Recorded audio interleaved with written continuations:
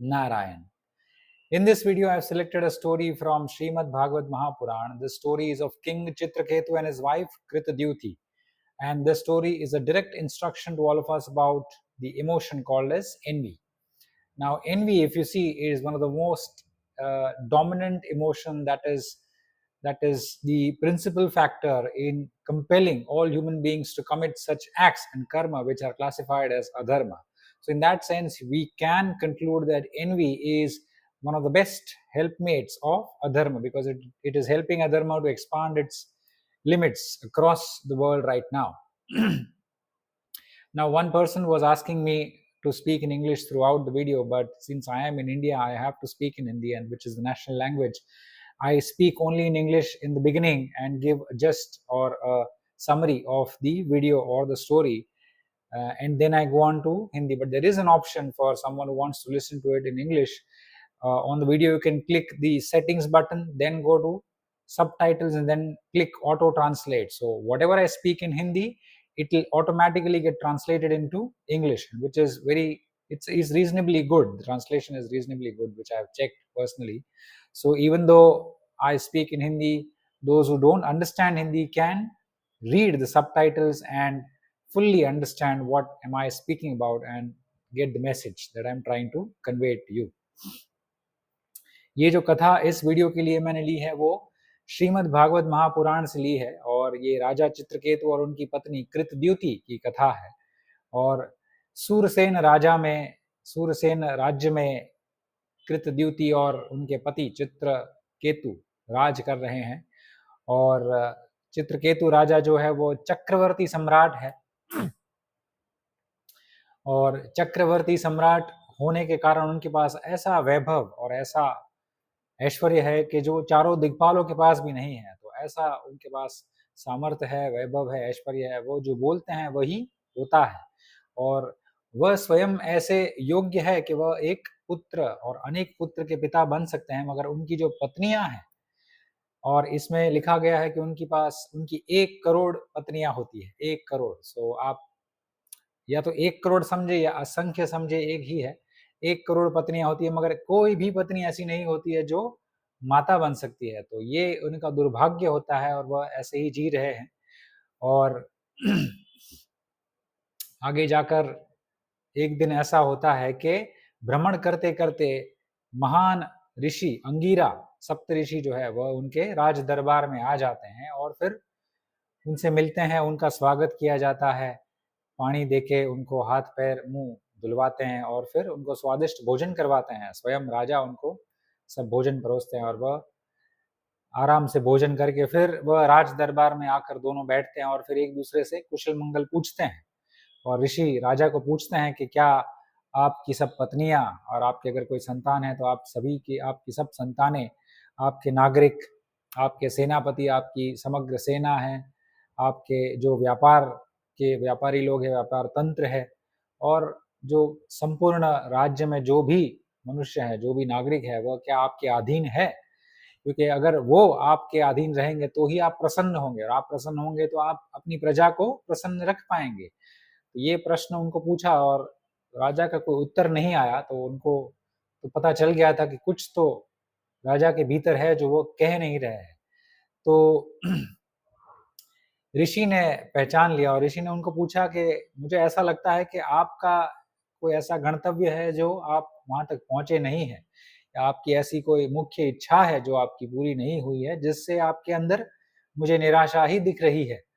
तो कृपा करके आपके चिंता का मुख्य विषय, विशेष कारण मुझे बताइए, मैं कुछ कर सकता हूँ तो। और राजा तो स्वयं उनको पता ही था, और राजा वो उनको कहते हैं कि आप तो सब जानते हैं गुरुदेव, आप तो ब्रह्म है। मैं आपको ब्रह्म ही कहूंगा, क्योंकि आपने अपने तपोबल से, साधना से, योग से आपने अपने सारे पाप को नष्ट कर दिया है, और आप स्वयं एक पुण्य स्वरूप ही है, पवित्र है, तो वह ब्रह्म ही हुआ। तो आप तो मेरा भूतकाल जानते हैं, वर्तमान तो जानते हैं, मगर भविष्य भी जानते हैं। मगर फिर भी अगर आप पूछते हैं तो मैं आपको स्वयं बताता हूँ कि मेरे पास सब कुछ है। मेरे पास वैभव, ऐश्वर्य ऐसा है कि कदाचित इंद्रदेव के पास भी नहीं है, वो भी इसको प्राप्त करने के लिए ललायत हो। तो सब कुछ होते हुए भी मेरे पास उत्तराधिकारी नहीं है। मेरा ऐसा जीवन है कि मैं जो बोलता हूँ वो ही होता है। तो ऐसा मेरा सामर्थ्य है।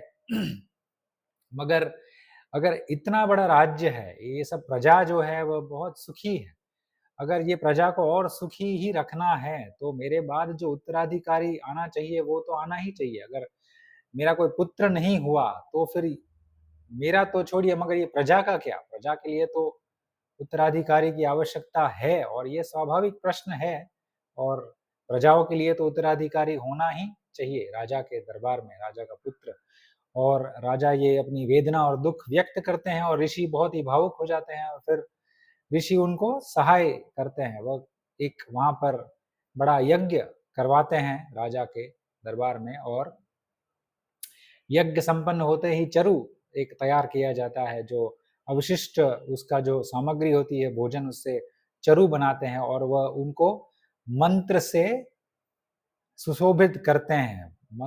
मांत्रिक विधा से उनको जो तैयार किया गया होता है चरु, उनको फिर राजा को देते हैं और वो कहते हैं कि आप अपनी कोई भी पत्नी को आप दे सकते हैं, इससे आपको ऐसा पुत्र प्राप्त होगा जो आपके सुख और दुख दोनों का कारण होगा। तो ये कह के फिर ऋषि चले जाते हैं और राजा बहुत ही प्रसन्न होते हैं। उनको पता है कि ऋषि की वाणी है, कभी विफल जाएगी ही नहीं, तो मुझे पुत्र तो होगा ही।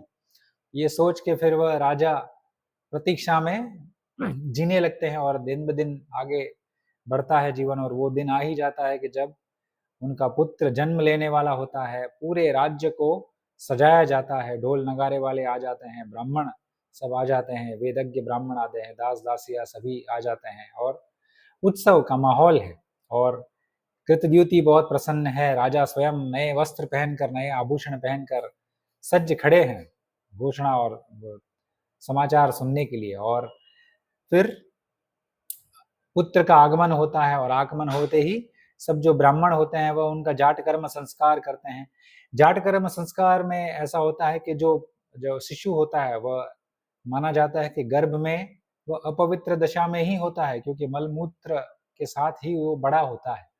तो उसको जब वो बाहर आता है उसको शुद्धि चाहिए, उसका शुद्धिकरण आवश्यक है। इसलिए ब्राह्मण जो है वह गाय का घी अपने उंगली में लेके शिशु के जीभ पर 3 बार स्पर्श करके मंत्रोच्चार करते हैं और इसको ही जाट कर्म संस्कार कहते हैं।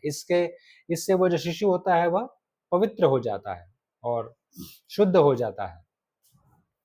और फिर उत्सव बहुत ही बढ़ जाता है। राजा उस दिन जो भी उसके दरबार में कुछ भी मांगने के लिए आया था, तो राजा ने सबको सब कुछ दिया। जो जिसने जो मांगा उसको सब दिया है। सोने की चांदी की मुद्राएं, किसी को पूरे ग्रामीण विस्तार दे दिए, नगर दे दिए और करोड़ों की संख्या में गायों का दान राजा ने ब्राह्मणों के लिए दिया है। बहुत सारा दान दिया, दास दासियों को सबको बहुत दान दिया, बहुत प्रसन्न थे। और देखते ही देखते वह शिशु फिर धीरे धीरे बढ़ने लगा, बड़ा होने लगा और ऐसा होते गया कि जो राजा का प्रेम और स्नेह है, वात्सल्य बहुत बढ़ने लगा अपने शिशु के प्रति। और उससे भी अधिक कृतद्युति का जो वात्सल्य है, ममत्व है उसका, वो बहुत ही तीव्र गति से बहुत बढ़ रहा था, क्योंकि वो पहली बार मातृत्व की अनुभूति कर रही थी और माता बनी थी। तो वो उनको बहुत ही संभाल के रखती थी और बहुत ध्यान से, ध्यानपूर्वक उनको लालन-पालन उनका किया करती थी। और ऐसा हुआ कि उनकी जो अन्य पत्नियाँ थी, उनके उनके हृदय में ईर्ष्या का प्रवेश हो गया।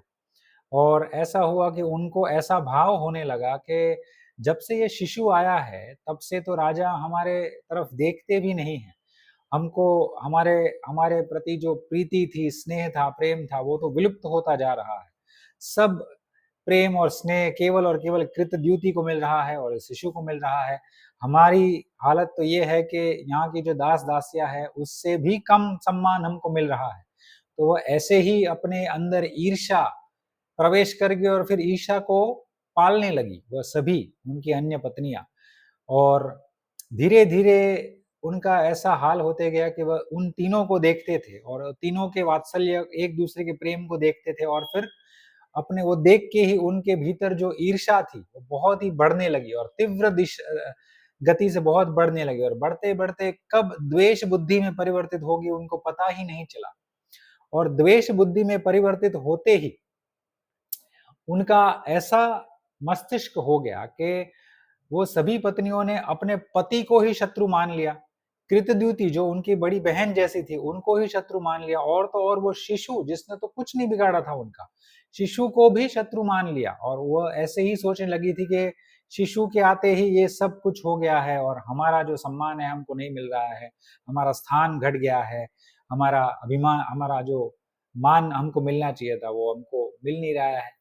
तो कोई देखता नहीं है हमारे सामने, तो ऐसा उनका भाव बढ़ गया और ये जो द्वेष बुद्धि उनकी आई तो ये तीनों उनके शत्रु ही बन गए। तो शत्रु जब बन गए तो उनके मन में फिर बहुत घृणा उत्पन्न हो लगी और घृणा उनके तीनों के प्रति उत्पन्न होने लगी। और ये उसका मूल कारण उस वो शिशु को देखते थे कि अगर शिशु ही ना होता, शिशु के पहले तो बहुत अच्छा था, शिशु के आने से ही ये सब हुआ है, तो उनके मन में ऐसा विचार आया कि भई शिशु अगर नहीं होता तो ये सब पहले जैसा ही होता। तो उनके मन में बहुत शिशु के प्रति घृणा बहुत बढ़ने लगी और एक दिन ऐसा हुआ कि कृतद्युति जो है वह उनके बेटे को सुला देती है और सुला के फिर वो बाहर टहलने निकलती है, थक जाती है, तो उनको पता होता है कि ये इतने समय तो सोएगा।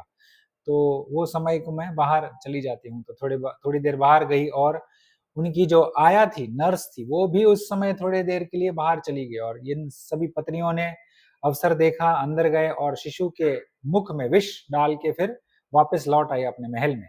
और कृतद्युति को समय आ गया तो उनको पता चला कि अभी तो उठ जाना चाहिए था, अभी उठा नहीं है मेरा बेटा, तो उन्होंने वो नर्स को बुलाया, आया को बुलाया कि आप जल्दी जाके देखिए कि मेरा बेटा उठा है कि नहीं, अब तक तो उठ जाना चाहिए था, शायद उठ गया होगा, तो आप मेरे पास लेके आइए उनको।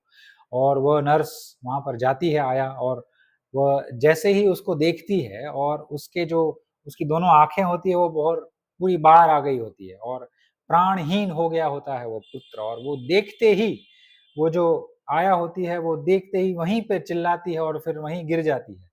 और ये सुन के कृतद्युति भी भागती हुई आती है और वो भी देखती है कि वो भी निरीक्षण करती है कि उसको भी पता चल जाता है कि नहीं मेरा पुत्र तो मर गया है क्योंकि आँखें बाहर आ गई दोनों और साँस ही नहीं ले रहा है और वो देख के कृतद्युति के वस्त्र भी निकल जाते हैं, वहाँ पड़ फट जाते हैं, आभूषण तोड़ देती है और वो चिल्लाने लगती है, नीचे गिर जाती है वहीं और आधी बेहोश जैसी दशा में आ जाती है और धीरे-धीरे दास-दासियों भी आ जाती है, उसको भी पता चल जाता है, तो खबर बाहर फैल जाती है।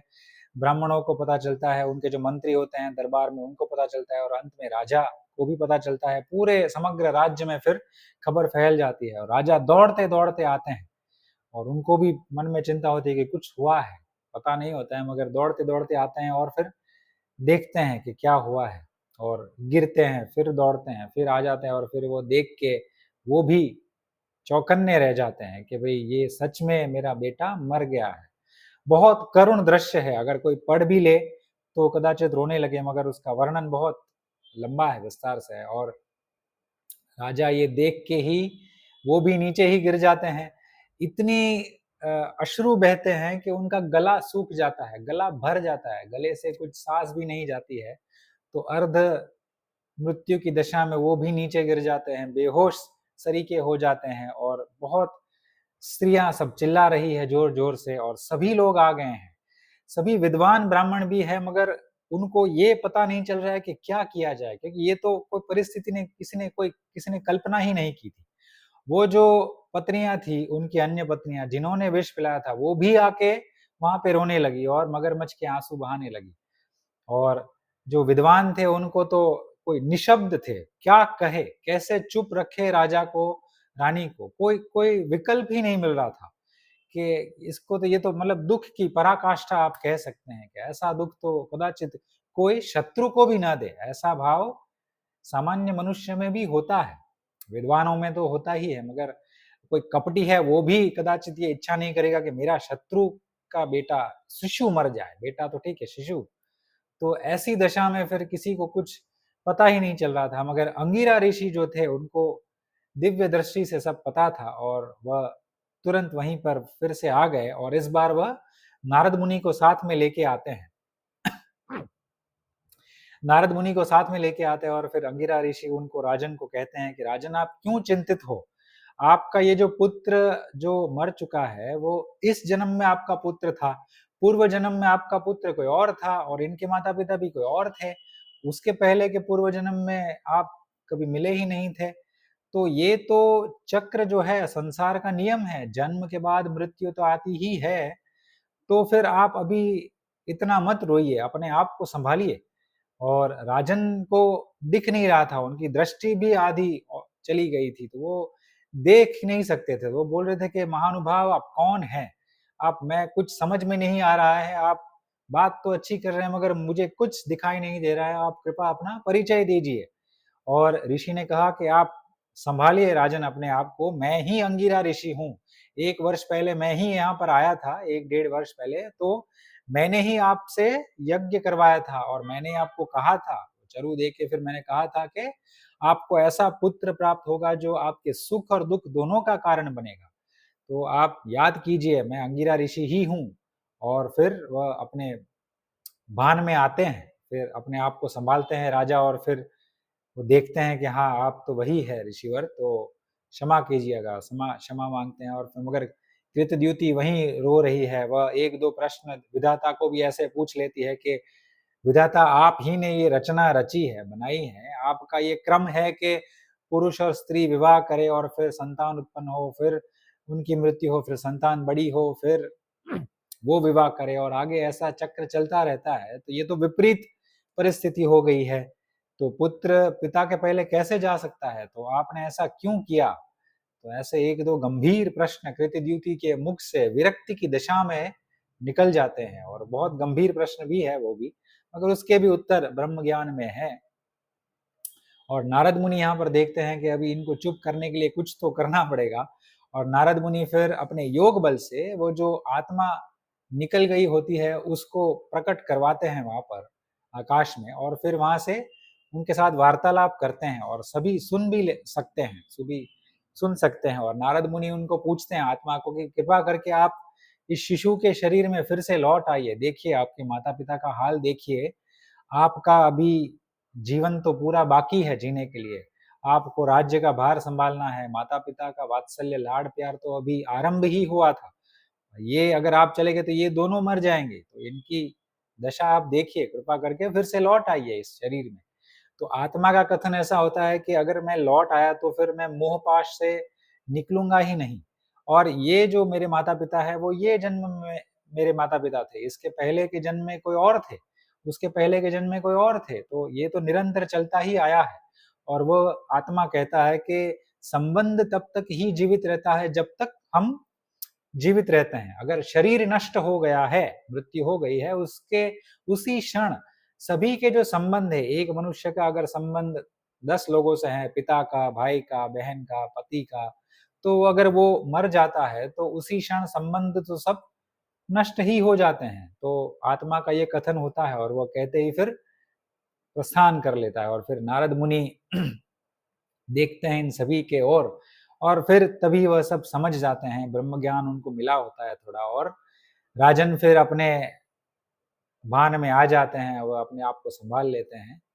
वह पहले जैसे ही हो जाते हैं। दुःख तो होता है, मगर दुःख को सँभाल सकते हैं ऐसी अवस्था में आ जाता है। कृतद्युति भी शांत हो गई है और फिर सभी को पता भी चलता है कि भई ये उनकी पत्नियों ने ही ये घिनौना जघन्य अपराध किया है ऐसा। मगर उनको फिर क्षमा कर देते हैं क्योंकि वह स्त्री है और फिर वह स्त्रियाँ सब नदी किनारे जाकर बहुत लंबा प्रायश्चित भी करती है अपने पापों का। और जो नारद मुनि है फिर वह चित्रकेतु राजा को दीक्षित करते हैं, दीक्षा देते हैं।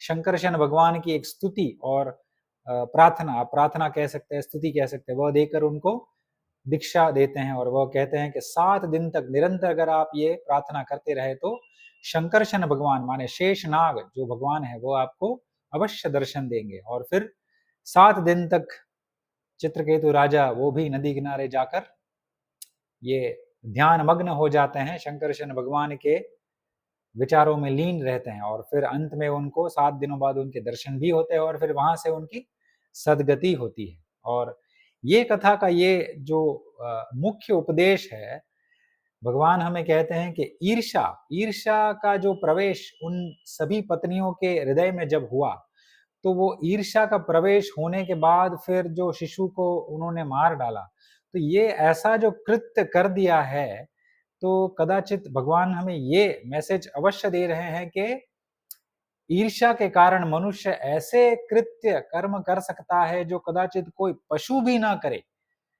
तो ईर्ष्या इतना घातक भाव है, बहुत ही घातक है ईर्ष्या।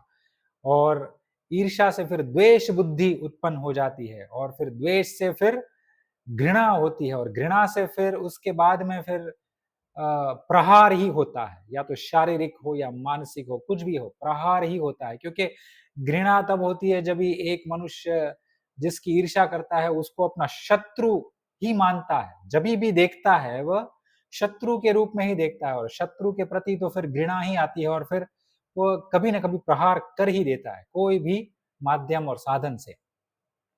तो ये बहुत बड़ा मैसेज हमको दिया गया है। और अगर आप सूक्ष्म बुद्धि से देखें, तो ईर्ष्या आपको कदाचित अपने भीतर दिखेगी, अपने स्वयं के परिवार में दिखेगी।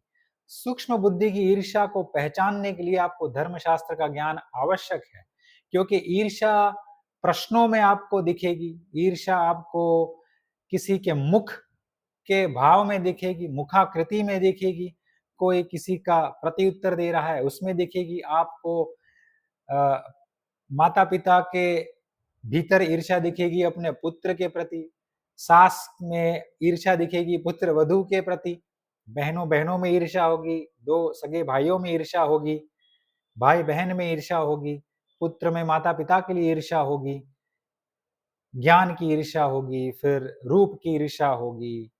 अ, आप किसकी भी ईर्ष्या कर सकते हैं, कोई खाना अच्छा बनाता है, उसकी ईर्ष्या होगी, धन की ईर्ष्या होगी, प्रगति की ईर्ष्या होगी, मान-सम्मान की ईर्ष्या होगी, पदवी की ईर्ष्या होगी, बहुत सूक्ष्म ईर्ष्या होती है। और सबसे जो ईर्ष्या जो है वो पहचानने में नहीं आती है, वो मीठे शब्दों के पीछे की जो ईर्ष्या है, वो बहुत ही सूक्ष्म होती है। बहुत लोग बहुत मीठे-मीठे शब्दों में ईर्ष्या व्यक्त कर देते हैं, मगर उसको पकड़ने के लिए आपको धर्मशास्त्र का ज्ञान बहुत आवश्यक है, क्योंकि तभी आपको ये सीखने मिलेगा कि ईर्ष्या का सच्चा स्वरूप क्या है। माय बुक, ये रिसर्जेंट धर्म मेरी बुक है जो दिसंबर में पब्लिश हुई है, ये इंग्लिश में है और इसमें मैंने एक चैप्टर इंक्लूड किया है ऑन एनवी। एनवी माने ईर्ष्या, तो ईर्ष्या पे मैंने 14-15 पेजेस डेडिकेट किए हैं। मैंने इसमें लिखा है कि ईर्ष्या का स्वभाव क्या है, ईर्ष्या की उत्पत्ति कैसे होती है, ईर्ष्या को कैसे दबाया जाए, ईर्ष्या का अगर विनाश करना हो तो कैसे किया जाए, क्या विनाश संभव है? अगर संभव है तो उसके साधन क्या है? ये सभी मैंने ये चैप्टर में लिखा है, क्योंकि ईर्ष्या, अगर मैं मानता हूँ और शास्त्र भी कहते हैं कि अगर कोई मनुष्य ईर्ष्या से मुक्त हो पाया है या लगभग ईर्ष्या ना बराबर ही है, तो वह बहुत ही उत्तम कोटि का मनुष्य माना जा सकता है कलयुग में। स्वयं भगवान कृष्ण भगवत गीता में कहते हैं कि जो मनुष्य, जो पुरुष ईर्ष्या से मुक्त हो, ऐसे ईर्ष्या रहित पुरुष जो है वो मुझे बहुत प्रिय है। ये बहुत ही गहरा वचन भगवान कृष्ण ने दिया है, तो इसको हमें ध्यान में रखना है अवश्य। और ईर्ष्या हम न पाले, इसके लिए हमको प्रयास करते रहना है और हमें ये सबसे पहले मानना है कि जिसकी भी ईर्ष्या करते हैं वह सब कुछ क्षणभंगुर है, शरीर भी क्षणभंगुर है, तो हम किसकी ईर्ष्या करें? क्यों ना हम अपने को ही सबसे बेहतर बनाए, सबसे उत्कृष्ट बना दे पूरे समाज में, कि हम किसी के ईर्ष्या करने में नहीं, मगर हम ऐसे ही बन जाए कि हम दूसरे के लिए उदाहरण बने। ईर्ष्या न करने का उदाहरण हम स्वयं स्थापित करें। क्यों ना हम ऐसा ही जीवन जिए? ऐसा प्रश्न मैं आपसे करता हूं, तो आप ये इस पे सोचिएगा। और दूसरा एक बहुत मुख्य इस पे और दूसरा संदेश है कि जब चित्रकेतु राजा बहुत ही उदास थे, जब ही उनके पुत्र को देखा नीचे गिर गए थे, तो लगभग लगभग पूर्ण रूप से विरक्त हो चुके थे संसार से। तो वो ऐसा क्षण होता है, बहुत छोटा क्षण होता है कि और स्थान और समय का बहुत महत्व है हमारे शास्त्र में।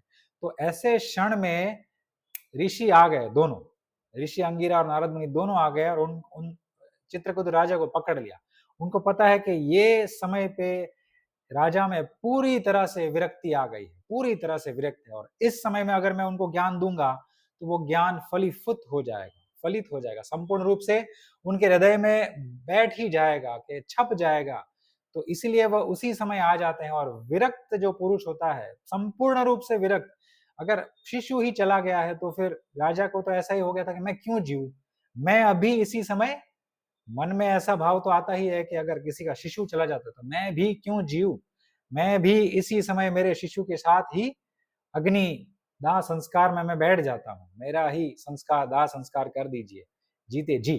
तो ऐसा भाव होता ही है और ऐसे भाव में ही ऋषि ने उनको पकड़ लिया और फिर उन्होंने 7 दिन तक निरंतर भगवान, और ऐसे भाव में जब भगवान को याद किया जाता है तो वो सच्चा भाव होता है, वो उत्कृष्ट भाव होता है और उसमें कोई कपट नहीं होता। निष्कपट भाव से हम भगवान का एक चिंतन, एकमात्र वो हमारा मन का विषय होता है और केवल भगवान। और चित्रकेतु राजा के इस केस में शंकरशन भगवान थे, जो नारद मुनि ने उसी समय दीक्षा भी दे दी। तो आप देखिए कि ऋषि का कैसा ज्ञान था कि वो उसी वक्त पकड़ लिया उनको और फिर उनको, उनकी फिर सदगति होती है आगे। तो ये बहुत ही मुख्य दूसरा उपदेश है कि समय और स्थान और विरक्ति को पकड़ना, और भगवान अगर पकड़ ले तो फिर हमको छोड़ते नहीं है, वो तो शास्त्र का भी वचन है। तो ऐसी अगर सुंदर कथाएं आपको पसंद है तो you can subscribe to my channel. Govardhan Math नाम की एक चैनल सुंदर है इस पर, यूट्यूब पर, आप उसको अवश्य सब्सक्राइब कीजिएगा और उसी से आपको संपूर्ण ज्ञान मिलेगा, बहुत वैदिक वांग्मय का ज्ञान मिलेगा, शास्त्रों का ज्ञान आपको सुनने मिलेगा। और अगर धीरे धीरे आप उसको अपने जीवन में उतारते हैं, चरितार्थ करते हैं, तो आपका मंगल अवश्य निश्चित है। शिव शंकर प्रलयंकर।